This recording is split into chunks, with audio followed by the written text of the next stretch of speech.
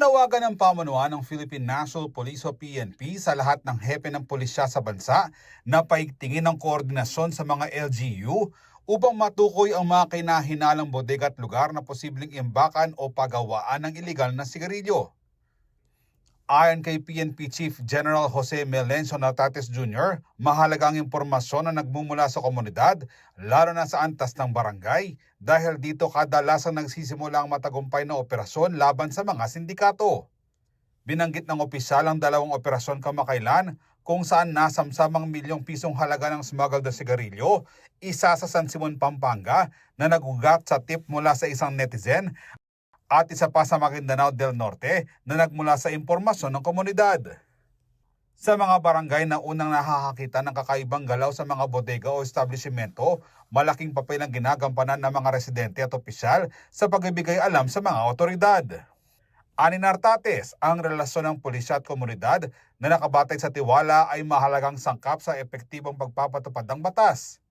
Kailangan raw ipagpatuloy ng kapulisan ang pagpapalakas ng ugnayan sa publiko upang mapanatili ang suporta at kooperasyon ng mamamayan.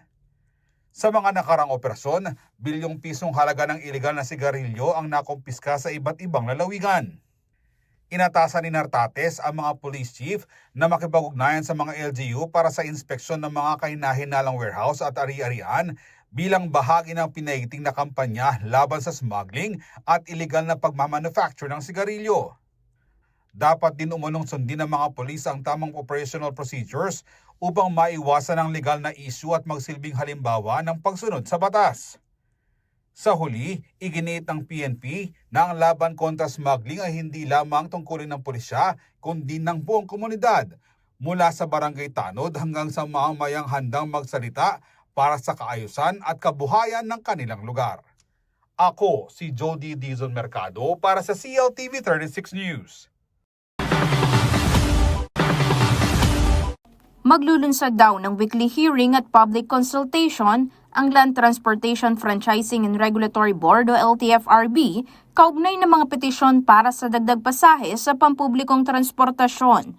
Ang kahilingan ay bunsod ng sunod-sunod na pagtaas ng presyo ng produktong petrolyo. Ayon kay LTFRB Chair Vigor Mendoza II, dalawang pagdinig ang agad na isasagawa sa susunod na linggo upang talakayin ng mga usaping nakapaloob sa mga hirit na dagdag singil na susundan pa ng serya ng konsultasyon.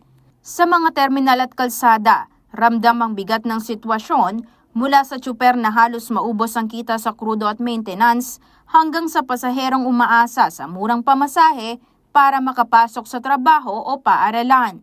Batay sa mga petisyon ng transport groups, hinihiling nilang gawing permanente ang 1 peso provisional increase na ipinatupad noong 2023 at dagdagan ng 2 piso ang minimum fare ng mga traditional na jeep mula 13 pesos patungong 15 pesos. Ayon sa LTFRB, may batayan ng petisyon lalo na sa patuloy na pagtaas ng presyo ng langis at gastusin sa maintenance. Kaya naman hindi raw maikakaila na dehado ang mga driver at operator sa kasalukuyang fare matrix. Samantala, kasama rin sa mga umihiling ng dagdag pasahe ang mga bus at taxi operators. Bunsod nito, inimbitahan ng LTFRB ang mga eksperto at iba pang ahensya ng pamahalaan, kabilang ang Department of Economy, Planning and Development upang masuri ang kabuuang epekto ng hangaring ito sa ekonomiya at publiko. Kaugnay niyan, inaasahan umanong magsisilbing daan ng mga susunod na pagdinig upang makahanap ng makatarungang solusyon para sa parehong panig. Aisel Fernando, CLTV 36 News. Isang makasaysayang araw para sa humigit kumulang 2,000 public school teachers at school heads mula sa Bulacan at Pampanga matapos silang manumpa bilang mga bagong promote sa ilalim ng Expanded Career Progression System ng Department of Education. Idinaos ang mass oath-taking ceremony sa City of San Jose del Monte, Bulacan nitong Huwebes, February 19 sa pangunguna ni President Ferdinand Marcos Jr. kasama si DepEd Secretary Sonny Angara. Ayon sa Pangulo, matagal nang hinihintay ng maraming guro ang pagkakataong ito.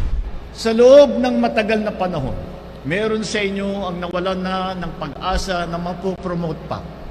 Dahil sa dami ng responsibilidad sa paaralan, sa komunidad, sa pamilya, nawalan na kayo ng oras na makuha ang mga requirement para sa promotion o di kaya ay wala nang aakyatan pa sa inyong organisasyon. Binigyang diin ng Pangulo na ang mga guro ang pinakamasipag na lingkod bayan at mahalagang bahagi ng paghubog sa kinabukasan ng kabataan. Kahit ilang laptop, artificial intelligence o ano pang teknolohiya ang gamitin natin, wala pa ring papalit sa pagmamahal, sa malasakit at sa alaga ng ating mga guro sa inyong mga estudyante.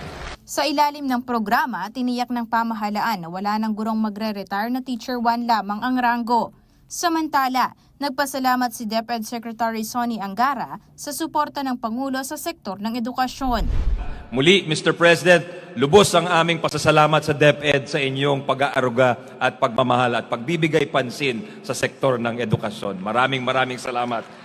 Sa panunumpa ng halos 2,000 educators, muling iginiit ng pamahalaan ang layunin nitong palakasin ang suporta sa mga guro mula sa dagdag na benepisyo, teaching at medical allowance hanggang sa mas maraming oportunidad para sa mas mataas na posisyon. Aisel Fernando, CLTV 36 News.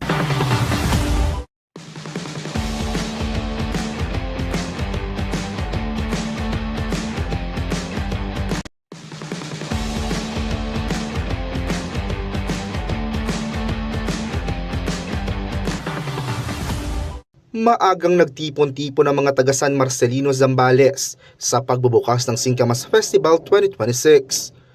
Tampok kasi rito ang Agri-Trade Fair at kadiwa ng Pangulo na pinangunahan ng Department of Trade and Industry o DTI Zambales kasama ang lokal na pamahalaan. Naging katuwang din sa inisyatiba ang Municipal Agriculture Office, Department of Agriculture, Provincial Agriculture Office, DTI at Negosyo Center kung saan naipamalas ang lawak at kakayahan ng sektor ng agrikultura ng bayan. May kabuang 33 exhibitors na binubuo ng mga magsasaka, agri-processors at micro, small and medium enterprises o MSMEs ang naglatag ng sari-saring produkto mula sa sariwang gulay, prutas at mga lamang ugat, hanggang sa processed goods, minatamis na prutas, katutubong kakanin, damit at souvenir items. Bahagi rin ng programa ang pagbebenta ng bigas sa halagang 20 pesos kada kilo, kasama ang murang itlog at sariwang gulay. Maraming senior citizen, solo parent at persons with disabilities ang maagang pumila upang makabili ng mas abot kayang produkto. Ang pagsasama ng kadiwa ng Pangulo sa trade fair ay naglalayong direktang pagdugtungin ng mga producer at mamimili para mabawasan ang mga middleman at mapataas ang kita ng mga magsasaka at maliliit na negosyante. Ayon kay SB member Jose Gutierrez, chairperson ng Committee on Agriculture, naipasa na ng Sangguniang Bayan ng ordinansang nag-i-institutionalize sa kadiwa ng Pangulo upang matiyak ang taunang pondo nito. Sa pamamagitan ng Agri-Trade Fair at kadiwa ng Pangulo, ipinakita ng DTI at ng LGU San Marcelino ang sama-samang hakbang upang suportahan ang kabuhayan ng mga magsasaka at MSMEs habang sinisiguro ang abot kayang pagkain para sa komunidad. Kasama si Jody Dizon Mercado, Raymond Tasoy, CLTV 36 News. Makukulay na kasuotan at masisiglang tugtugan ang bumalot sa lalawigan ng Aurora sa kakatapos lang na Indak Pasidayaw 2026 Street Dance Parade na ginanap sa Provincial Capitol Compound nitong February 16. Mula sa kalsada hanggang sa arena, kitang-kita ang effort ng mga kalahok sa kanilang sayaw at performance. Tampok ang nagagandahang costume, creative props, pati na rin ang kanilang dance choreography na sumasalamin sa history, culture at likas na yaman ng bawat munisipalidad. Todo bigay ang mga kalahok sa pagpapamalas ng kanilang talento at dedikasyon sa pagsasabuhay ng identity ng kani-kanilang bayan sa pamamagitan ng sayaw at musika na umani ng sigawan at palakpakan mula sa mga manonood. Sa pagtatapos ng kompetisyon, umariba ang Maria Aurora, matapos tanghaling first place overall at nasungkit din ito ang parangal na Best in Choreography at Best in Arena Presentation. Hindi rin nagpahuli ang Dinggalan sa paghataw at nag-uwi ng second place at Best in Street Dance. Samantala nakuha ng San Luis ang third place at Best in Props habang itinanghal namang Best in Costume ang Baler sa kanilang makulay at malikhaing kasuotan. Rainiela Tugay, CLTV 36 News. May mga balitang lumalim. Magkakaroon ng additional Kasunod ho tayo sa mga kwento. section ang DWH sa January.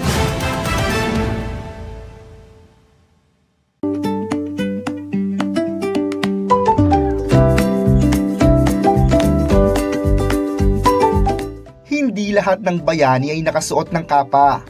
Minsan, nandyan lang sila, nagdodonate ng dugo. Ngayong Webes, February 19, muling nagtipon ng mga empleyado ng Laos Group of Companies sa Carworld Showroom City of San Fernando upang maging tunay na bayani sa sarili nilang paraan, because ordinary people too can make an extraordinary impact. Nag-donate ako dahil parang gusto ko na rin makatulong sa iba na nangangailangan. Importante yung pagdodonate ng dugo kasi madaming tao ding nangangailangan tapos wala silang makukunan. Ang Drive for Life, Give Love, Save Lives ay isang annual activity ng Laos Group. Katuwang ang Philippine Red Cross Angeles City Chapter. Layunin nitong palakasin ang lokal na supply ng dugo para sa mga ospital sa Pampanga at kalapit na lalawigan. We do this yearly. No? Hindi pa naman tayo pumalya. So, I think we're going on our 14th or 15th year. So, I just have to verify that. Pero we're still, alam ko, natigil lang during the pandemic. But in that case, this is a yearly thing.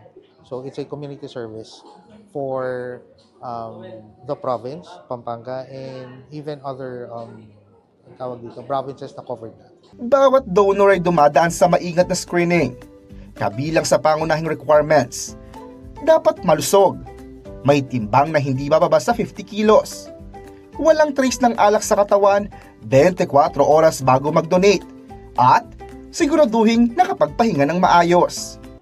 Ngayon, ang target namin between 50 to 70 blood bags. Lahat ng nakokolekta ng dugo dito sa blood donation na to, usually mga hospital sa buong Pampanga, yung mga kumukuha pa. Hindi lang ito simpleng aktibidad.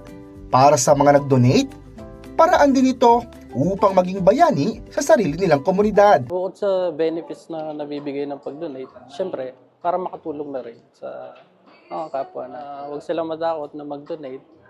Yun nga, sabi ko, may benefits na mabibigay yung pag-donate. At the same time, makakasave tayo ng buhay. Usually, blood donation, aside from its health benefits, no? So, donation would entail collection of blood that would be made readily available, specifically for our public hospitals within the region. And it's also a community service. No? So, that is one of the trust of the Laos Group. Sa bawat patak ng dugo, nadaragdagan ng pag-asa sa mga pasyente, mula sa mga aksidente, operasyon, hanggang sa mga kaso ng leukemia at dialysis. Ang maliit na sakripisyo ng bawat donor ay nagiging malaking biyaya para sa iba. Kaya sa lahat ng nais maging bayani sa simpleng paraan, simulan nyo na ngayon. Donate blood, save lives. Raymond Tasoy, CLTV 36 News. May mga balitang lumalim. Magkakaroon ng additional Kasunod ho tayo sa mga kwento. section ang DWH sa January.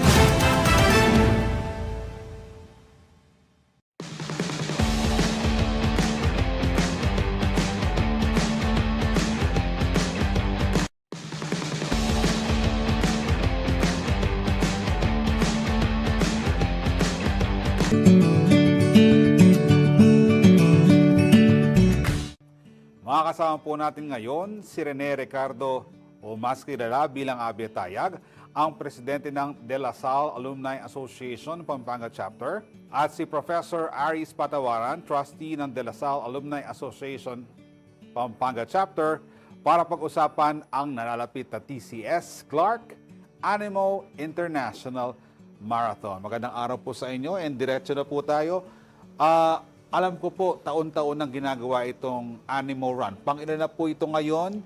At bakit, usual question, bakit Clark ang napipili niyong lugar na pagdausan ng event na ito, Sir Abe? Sa 16th year na nito ng Animo Run, no? So, and why Clark? Kasi siya lang makakapag-accommodate. Conducive. Yes, no? Sa number of runners, no? So, Requirements ng World Athletics. Oo. Oo nga pala, nakasukat pala to. Nakasukat kasi yung course natin na pwede siyang qualifying for Boston, for international. For international Yan. marathon. Pupunta ako dyan Yeah. mamaya Sige. bago tayo tumuloy kung bakit international marathon. Ang tanong ko ngayon, bakit pang 16th na at nagtutuloy-tuloy ito, Professor Aris? I think it's nag-umpisa to 2009. Actually nagtataka rin ako kasi wala naman kaming bayad. Actually na-stress na kami pero kasi 50 plus na kami, isipin mo 16 years ago, 30 plus pa lang kami, no? Ako tingin ko ang nagmo-move sa amin is yung advocacy namin kasi naniniwala kami with President Abe and the board yung talagang if you want to invest long term yung kapaligiran talaga yung I mean maski wala na kami dito pag naitanim ng mabuti yung mga kailangang itanim tingin ko makikinabang yung susunod na generation. Maganda yung layunin ng pagtatanim na yan, pero wag sanang tanimbala. Pero Sir Abe, nabanggit niyo na kanina, it is a qualifying event for the Boston Marathon. Ito ba yung dahilan bakit nasabi nating international marathon na ito? Kasi dati parang fun run lang. Pang enjoy lang nung mga naisumali. Pero ngayon, may mas malaking hangarin yata itong event natin.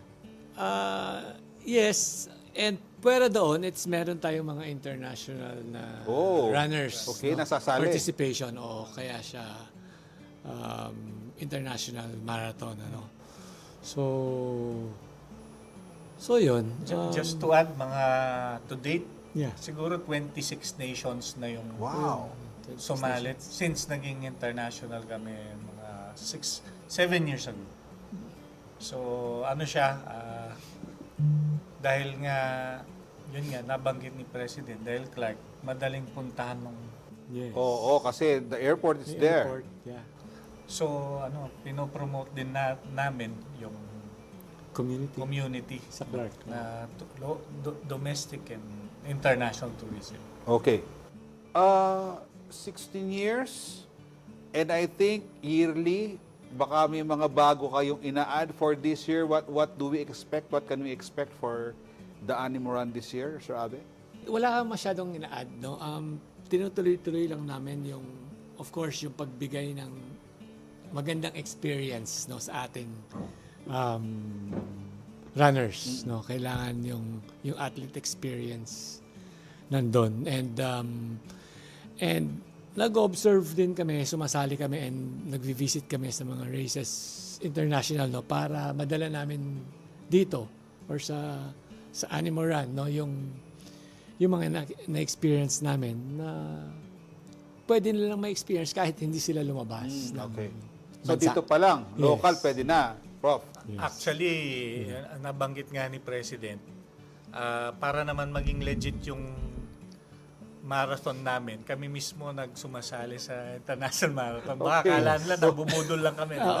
So, katulad ni President, this year sasali siya sa Boston Marathon. Wow. So, para mag-qualify ka doon, kailangan mo matapos yung 42 kilometers in 3 hours and 20 minutes. So, kaya niya. Napasubo. Napasubo siya. Sali ka muna ng Animo bago ka kasama mong Boston.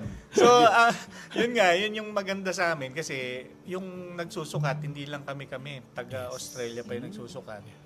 Siya yung nagsusukat na sa buong Asia Pacific para, kasi tatanong pag sumali ka sa Tokyo, saan ka balas tumakbo? Okay. Kumbaga, dapat legit yung qualified ka talaga. Kasi minsan yung relo mo sinasabi 42.195 na, pero pag parang mali hindi kasi accurate yung GPS. So yung sa amin sinukat ng Metro. Mano-mano. Mano-mano. Mano-mano, okay. actually. Okay. Kaya nasunog ako eh. O ngayon, the big question is, marami ang naghihintay ngayon sa interview natin. Paano ngayon sumali dito sa ating international marathon, TCS, DLSU, Animo Run dito sa Clark, Sir Abe? Paano ba? May mga maikli, full marathon, magkano, at syempre, yung premium, ano makukuha ba dyan? Magpapagod ka. Meron ba? So all distances meron tayo for any level, no? Okay. Meron tayong first yung 2.5 for the kids. Okay. And then 5K, meron din 10K, 21 and yung 42 kilometers, no? So all levels, no? All levels. So very naman kami, no? Just to add yung sinabi ni President. Very generous itong TCS Clark Animo International Marathon kasi yung unang tinatanong dyan yung cut-off. So para nagbibigay kaming 7 hours para matapos mo yung 42 kilometers. Tapos silang kasi yung half mga 4 hours. So yung 2.5 kilometers 45 minutes. Meron pa. 45 minutes. Meron pa. 45 minutes. So very generous, not to mention yung ruta na in-approve ng World Athletics ay it's a fast route. So kung gusto mong ma-attain yung personal record mo, ito yung eksaktong ruta. Green na green. Okay. Meron kayo hindi nasasagot. Papaano sumali? Magkano yung babayaran natin? And anong meron? May yung yung kits, ano yung laman ng kits natin? So meron tayong website, no? Yeah. It's a race roster nandyan sa Facebook page ng Clark Animo Run. I-direct, may link doon tapos i-direct kayo sa For all the details. No? Yeah, for the registration portal na ginamit namin. Actually, yung eksakto, clarkanimo.com. Okay. So they have to visit there po, yung mga nanonood sa atin ngayon, to know the details kasi masyadong marami yon para i-discuss ng mga bisita natin. Meron po bang pupuntahan yung proceeds ng ating international marathon? Yes, yung projects ng alumni, yung alumni association, no, yung pinakaunang project niya since 2009 is yung watershed ng Angeles. So partner namin which is ROACI, which is founded by my dad. Siya rin yung president doon. Oo nga pala. Ngayon ako yung president ng ROACI. So, yun yung isa. And then yung Lasal Botanical Gardens. So, sa Alviera. Sa Alviera naman yun yung 23 hectares na ito, magkaiba kasi ng personality, no? Itong ROACI, kumbaga ito yung talagang to rehabilitate the water table. That includes San Fernando area. Yes. Yan. Yun namang Lasal Botanical is more on science-based, preserving the species ng endemic. So, yun, nagsusupport din kami doon. This is supported by De La Salle Philippines. So far, umaandar naman pero sana wag po tayong mainip. Ganun po talaga. Matagal tumubo yung mga puno. So, yun. Yung dalawang main advocacy namin. Okay. So, ngayon, gaano na po karami yung nakapag-register at kailan ito? And please invite our viewers dito sa ating TCS Clark Animo International Marathon. Okay, so right now, nasa yung last namin, it's almost 7,000 runners na. Wow, ang dami na. As of, kailan ba yun? Yesterday, no? So, aabot yan siguro mga 8,000. Runners na yun. Runners na Wala yun. pa yung participants. So, this will happen on March 8, no, at the Clark Global City. So I would like to invite all our viewers, no, to join the longest running event. Tama ba? Longest running and biggest. Yeah, and biggest. In the Philippines? No, No, in Clark. In Clark. Mali, Yan. sabi nyo nga, di ba? 16 years ago. Professor Aris? To date, medyo sinara na namin. No? Okay. Pero there is still a chance Yeah. once we finish counting all the entries. No? So, on March 5, 6, 7, we will have the race kit distribution. We will announce the venue, no, but it's in the Clark area. There might be a chance that we will be still selling the prepaid kits, no, kasi mahirap namang kunin namin yung race nyo, tapos wala kayong medal, di ba? So kailangan naming, we want to make sure, no, so once we are done with the counting, we will announce on our social media if we still have the prepaid kits. Ayan. So, ini-invite namin kayo, supportan nyo itong non-profit run na di po kami kumikita ni President Abe dito. Advocacy lang po. Okay. Ayan. And pwede rin na, kung ayaw nang sumali, just watch and enjoy. Yes. Makisaya lang sa grupo sa Alumni Association. Yes. Nandun po yung mga pep squad namin, no, which we bring in normally. Sometimes we have the UAP De La Salle University pep squad, and sometimes the De La Salle St. Benil Pep Squad. So, nandun po sila para pasayahin yung cheer event. tayo. Okay. Last na lang. Invite everyone because this is open to everyone po. Yes. So again, I would like, hindi lang po ito pang lasalista. Ayan. Pwede rin na tenista po. Pwede rin. So I would like to invite everyone to join us, the TCS Clark Animo International Marathon on March 8 at the Clark Global City. Gun starting. Gun start at 2:30 a.m. AM. for the 42K, 4:30 a.m. for the 21K, 5:30 for the 5 o'clock. Yeah, 5 for the 10. 5 a.m. for the 10K, 5:30 for the 2.5K, and 6 a.m. for the 2.5 kilometers. Alright. So, maga. Yeah, maaga. Madilim pa. Madaling pa. Alright. Check na lang po natin ang Facebook page ng Clark Animo Run para po sa karagdagan detalye.